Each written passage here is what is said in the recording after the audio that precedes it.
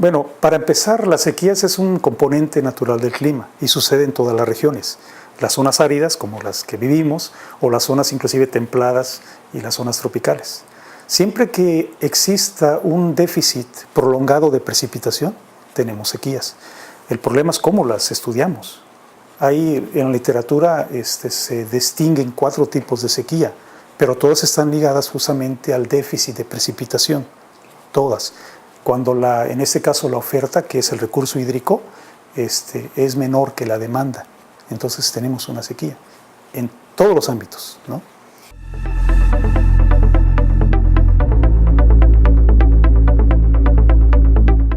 Se ha demostrado durante muchos estudios que sucesos importantes a nivel mundial están asociados a sequías.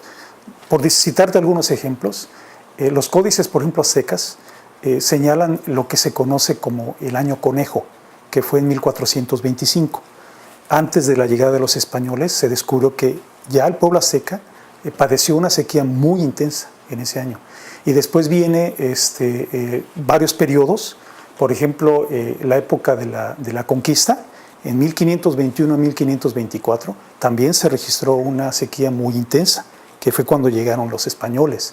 Los otros sucesos está en la sequía que se conoce como el año del hambre, en 1785, ya cuando estaba aquí instalado el virreinato de la Nueva España.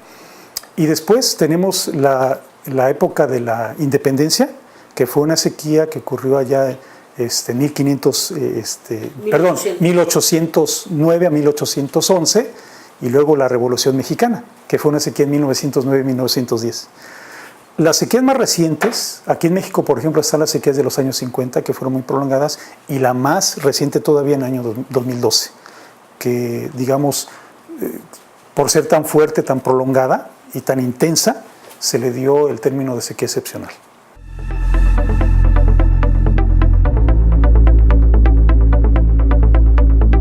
De hecho, hay varios índices que tratan de monitorear la sequía. Un índice no es más que una forma, digamos, de evaluar o de cuantificar esas variaciones y que nos diga, bajo ciertos niveles que se establecen a veces de manera un poco subjetiva, cuándo podemos hablar de una sequía intensa, moderada o inclusive excepcional. Entonces, lo que se hace, digamos, con el índice estandarizado de precipitación, que es uno de tantos índices para monitorear la sequía, lo que hace es establecer cuando el valor, digamos, es menor a -1, que significa valores negativos ya de precipitación, o por debajo de la norma, entonces ya comenzamos con una sequía, en este caso una sequía moderada. Después, cuando el índice baja todavía a -2 o menos, ya entonces empezamos a hablar de sequías más intensas, o cuando es por debajo de esos niveles. Entonces, esos se establecen pues, para tratar de llevar un orden, ¿no? Y poder darle, digamos, un significado mucho más objetivo a lo que es la sequía en sí.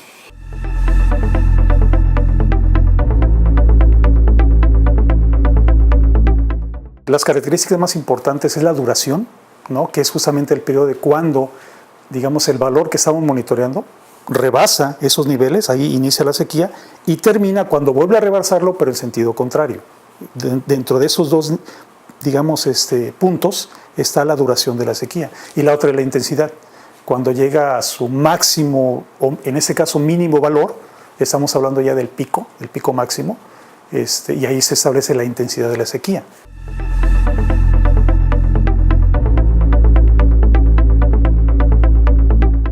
A veces la gente confunde. El cambio climático se afecta, pero no es la causa principal.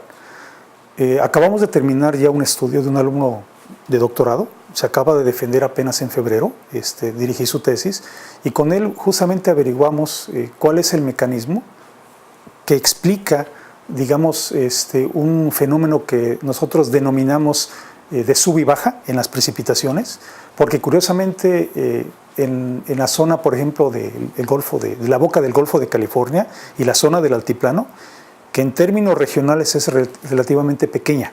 O sea, si lo vemos a nivel país, es una zona pequeña. Curiosamente ahí existe un fenómeno donde cuando en la costa, en este caso de Nayarit, llueve mucho, en el altiplano es seco y viceversa. Entonces con José Pablo, tratamos de entender ese mecanismo. Y él ya hace un modelo conceptual en su tesis de doctorado donde explica justamente por qué sucede esto. y eso tiene que ver con los patrones de circulación atmosférica, es decir, la columna atmosférica, pero también tiene que ver con diferentes combinaciones de las temperaturas que ocurren en el Pacífico y en el Atlántico. Curiosamente, no solamente él, ya otros investigadores antes que él, lo describen para otras regiones del país. Nosotros lo descubrimos para esta región.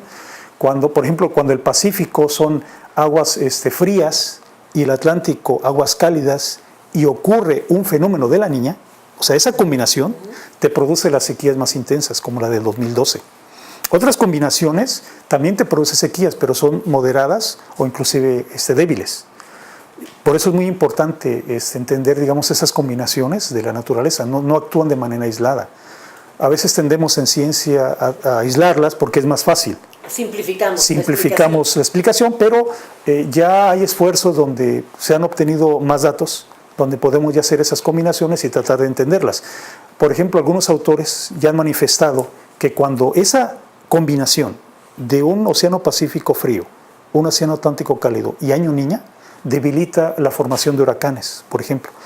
Nosotros sabemos que la península de Baja California, sobre todo La Paz, por ejemplo, en esa zona de Baja California Sur, la mayor cantidad de precipitación proviene de huracanes y se da en septiembre, ¿no? Entonces, cuando está esa combinación, hay un debilitamiento de la actividad convectiva, lo cual provoca menos formación de huracanes y evidentemente menos lluvia caerá en la zona de la península.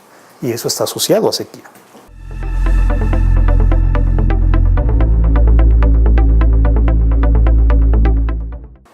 Sí, efectivamente. De hecho, y qué bueno que lo mencionas, ya varios investigadores, cuando nosotros propusimos la hipótesis de por qué en esa región que te digo, de la Boca del Golfo y el Altiplano, que están conectadas, eso fue un trabajo que publicamos en 2010.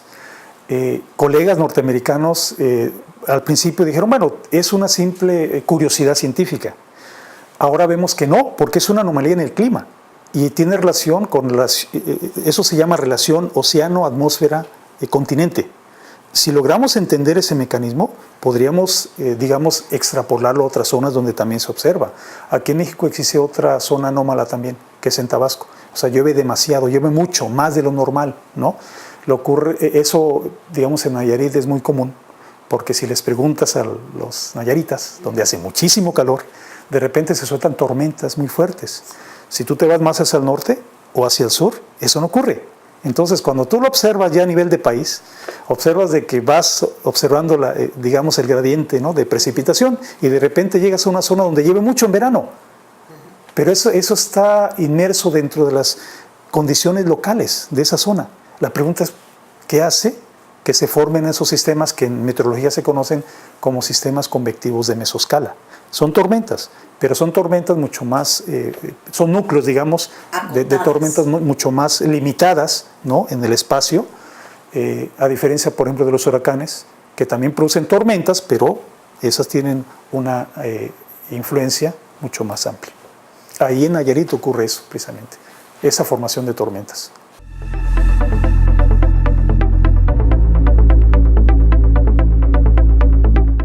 Si nosotros analizamos las estadísticas del CENAPRED, entre 1970 y 2012, ellos muestran en su página, en ese periodo, que aproximadamente poco más de 15,000 declaratorias en todos los estados del país.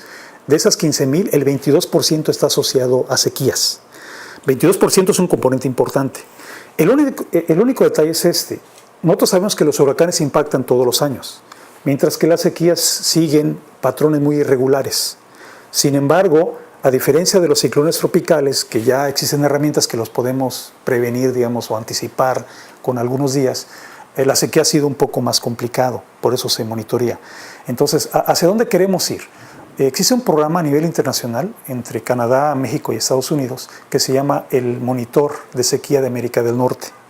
Lo que nosotros tratamos digamos, de hacer un aporte a ese monitor, de proponer una metodología que sea mucho más sencilla, en cierto modo, pero que esté sustentada en conocimiento científico a través de los mecanismos que tratamos de entender que dan origen a las sequías. Y entonces tratamos de dar ese aporte para poder monitorearla.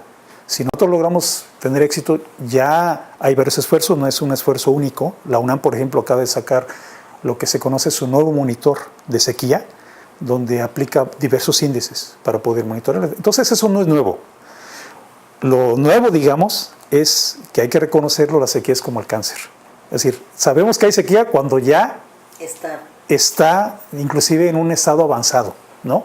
Entonces lo que necesitamos es tratar de anticiparnos a eso.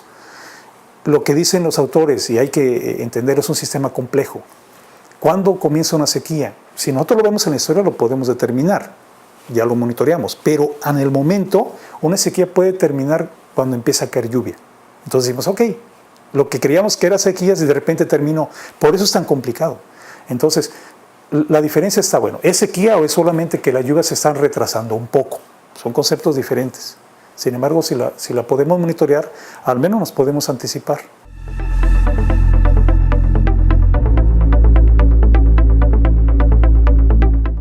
De hecho, tenemos de la tesis de Pablo, ya se ha publicado el trabajo en una revista internacional, International Journal of Climatology, y ahorita tenemos ya en revisión, ya nos regresaron las observaciones de los revisores en Climate Research. Vamos a proponer un tercer artículo que está derivado justamente en explicar lo que yo te comentaba, ¿no? Ese fenómeno de esa anomalía en el clima, en la boca del Golfo, que conecta a la región del altiplano. Tratar de entender justamente qué es lo que ocurre ya en tierra. O sea, ya entendemos lo que ocurre en el altiplano y en la costa, pero en el inter, en esa zona de transición, qué es lo que está ocurriendo, lo que describimos en este segundo artículo. Tengo la plena confianza de que va a salir publicado. Las observaciones no son muy fuertes, solo que hay algunos detalles, como todo, que tenemos que afinar, pero esperamos que eso salga publicado este año.